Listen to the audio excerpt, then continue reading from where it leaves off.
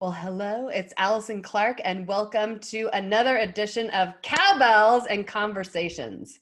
The purpose of these videos is to give us all ideas about how we can be kinder to ourselves and also how we can be kinder to other people.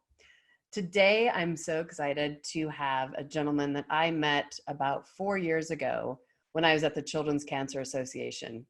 And he walked us through a meditation that has stuck with me today.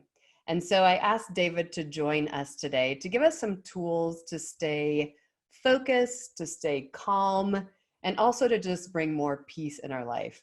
He is extremely talented. He also has done a TED Talk, which I will post at the bottom of this link. But he is just someone who can really impact our life now. So David, I'm going to turn it over to you. If you could just introduce yourself and tell us, how did you get into music? What do you do? And just tell us who you are. Yeah, so uh, as I said, I'm David, and I've been playing the cello since I was 6 years old. Something about it captivated me when I was sitting on a gymnasium floor watching my teacher-to-be perform with his wife. And I went home and I said, Mom, I want to play the cello because something called to me. It resonated with me. And what I love about the cello is its evocative nature to calm, to produce music that we so badly need in this time. Music that can provide solace, music that can provide comfort, music that just takes our hearts that are just wound up like this and just goes, ah. So that's why I've been studying music all my life. I Wow. went the professional route, went to college and got all the performance degrees and with orchestras and string quartets. But I love teaching as well because teaching is the most direct way that you can pass along enthusiasm and kindle the next generation of musicians as healers. Musicians as healers. Mm-hmm. This is a new concept for people because we oftentimes think like, oh, we just got to play the notes right and then people will be happy and they'll applaud for you. But we are so much more than entertainers. Musicians have this gift of creating sound, and sound as a tool of healing is so crucial right now. And we have it in our voices as well. It's one of the things that I love about your voice, Allison, is that it's got that captivating, that calming, that kindness in it. It's got also the cowbell, of course, but Yes. um, when we create sound, we are creating waves of vibration that can carry these qualities of kindness, can carry these qualities of compassion Mm-hmm. that we need so bad right now. Mm-hmm. So the exercise that you did with us was a breathing exercise, and we would say, I am here now, and release it. And I do that daily since you taught us to do that. So, what are some things that we can do every day? Because music is so healing. I play music all the time in my house. I don't personally play except for the cowbell. But what would you recommend that all of us do as far as just taking time out to connect to music, but also even like with our breath? What would you tell us to do? Yeah. So let's start with the music because the feeling, the aspect of feeling is so evoked by music. So Mm-hmm. using the online tools that we have, whether it's Spotify or iTunes or whatever you might use, YouTube, finding something that resonates with you. You'll know when music resonates with you when you feel a sense of expansion, when you Mm-hmm. feel your heart open and relax and calm.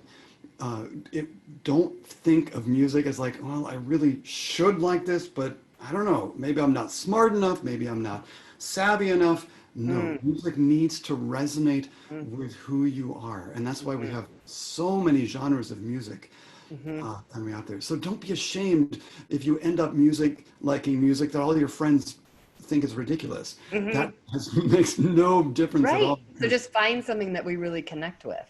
exactly. Yep. What about like for sleeping? So I play on Amazon, they have the different categories. And so I go to relax, and then there's one for deep sleep that I put on. What are your thoughts about, helping us sleep better, helping us calm?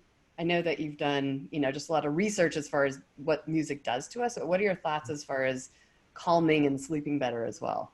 Um, Definitely having something before you go to bed. In that, for me, it's the consciousness of how I go to sleep and how I wake up.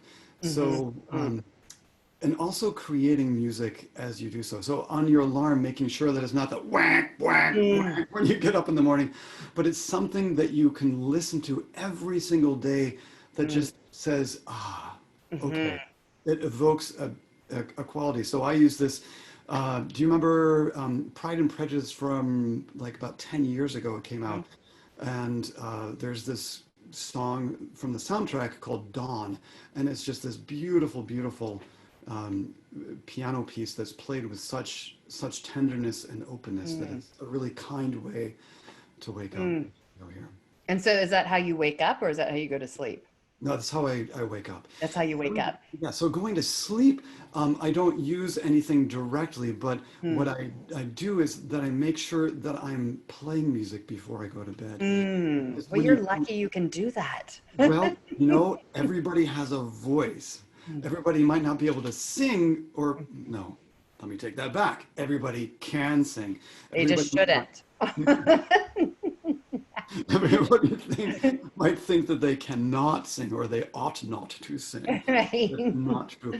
Because simply, now here's the really cool thing that we speak all the time. We're using this. And speaking, I love going back to The Music Man by Meredith Willson. Speaking is just taking what you're singing is just taking spoken words and holding them Mhm. out longer. There is no right or wrong notes to use as we speak, so that as we sing, just take anything. And now, the reason why I say this is that by the activation of your vocal cords, you are stimulating and relaxing your brain. You're giving your scalp, not your scalp, but your skull, a little bit of a vibration because of the vibration of your vocal cords coming up and activating. Just that slight vibration allows exactly why we go, ah, when you sigh, Ah, oh, you're yes. giving 'Cause your it brain feels that good little and bit actually of, releases, right? yes, So exactly. even if what you're telling us is you're giving us permission to sing, right? Even if our family, when we are home right now, doesn't want us to, we can because what it does to our brain, correct? Yes. Yes. And I do think also, I mean, science based, it's so important what we're putting in our brains. So the first thing in the morning and the last thing. So I always tell people like turn off the news because if you have all this negativity, it's going to affect you. Oh And I yeah. know you agree with me as well. So as far as like actions for people, it's like really be conscious about what you're putting in your brain, right? What you're listening to. Sing because that has an effect. Yeah. And then what else would you tell us to do as far as would you tell us to block, X amount of time during the day or what else could we do just to be kinder to ourselves so we're recharged to be kind to other people? Yes. So one last thing that you can do as you're waking up and as you're going to sleep is become conscious of the breath. And you'll Mm-hmm. notice that if you start to focus on your breath, it's an automatically calming mechanism. For those of us with children, what is the first thing that we say to a child when they're upset? Mm-hmm. Honey, just Breathe. Yep. exactly. Mm-hmm. We can say, just breathe with me. Mm-hmm. And so, um, one of the greatest tools that we have is that breath because we Mm-hmm. do it all the time. And it's important to know how to breathe. When Mm-hmm. I was growing up, I was a swimmer, and so I never took deep breaths from my belly. It was always up here. But singers know how to breathe. Wind players know how to breathe Mm-hmm. using their diaphragm, using their belly. So if you can, everybody just take your hand, place it over your belly button, and try to activate this lower region of your breath. So as you breathe in, your hand is coming out with the rise of your belly. So Mm-hmm. if you do yoga, you concentrate on this diaphragmatic breathing, especially Mm-hmm. on your back, Mm-hmm. but allowing that to be predominant as you're watching your breath.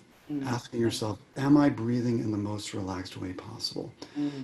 As Love it. you activate that, you're giving signals to your brain that it is okay to relax. You're not breathing that way. The cortisol is still being produced, telling your body to still be on heightened awareness, Mm. which is stress, which we Mm-hmm. don't need. Mm-hmm. So just the method of how you're breathing will lead to greater brain activity and physical relaxation. Mm. I love it. Well, that is definitely the cowbell idea for sure. So we need to be kind to ourselves. We need to be aware of our breath. We need to find some sort of music that really hits our soul. We need to sing more and really be mindful about what music we choose. Yeah. Yes. And just to clarify here, sing automatically puts people like no, I can't sing. But the word tonalize might be a safer way. No, I'm not singing, I'm tonalizing. Just singing Leave me anything. alone. Because if you open your mouth and you make a sound, that's a That's note. good. That's Okay, a so note. everyone's singers. David said, so just keep singing, everyone. Well, thank you so much for making time to give everyone ideas on how we can be kinder to ourselves. And really, music is such an important part of everyone's life, and we need to be more intentional and actually use it. So thank you so much, David. What a pleasure.